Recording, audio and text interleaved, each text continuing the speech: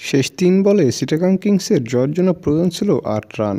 এমন মুহূর্তে দৌড়ে সিঙ্গেল রান নিতে গিয়ে আলিস ইনজুরিতে পড়ে যায়, যে কারণে প্যাভিলিয়নে ফিরতে হয় এই ব্যাটারকে। এমন মুহূর্তে ক্রিজে আসেন বাংলাদেশি ব্যাটার শরীফুল ইসলাম। ক্রিজে এসে দুর্দান্ত ব্যাট চালিয়ে পিছন দিয়ে ৪ মেরে বসেন বাংলাদেশি এই ব্যাটার, যে কারণে চিটাগাং কিংসের জয়ের আশা কিছুটা ভারী হয়। তবে পরের বলেই ক্যাচ তুলে দিয়ে প্যাভিলিয়নে ফেরেন শরীফুল ইসলাম, যে কারণে সবাই চিন্তায় পড়ে গিয়েছিল শেষ পর্যন্ত কী হতে যাচ্ছে এই ম্যাচে। কারো মুখেই হাসি নেই, পুরো মাঠেই শুনশান নীরবতা। তবে শরীফুল ইসলাম প্যাভিলিয়নে ফিরে যাওয়ার পরই আলিস আবারও ক্রিজে ফিরে আসেন। শেষ বলে তখন জয়ের জন্য প্রয়োজন ছিল ৪টি রান।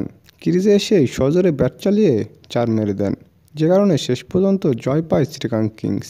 কান্নায় ভাসতে হয় খুলনা টাইগার্সকে।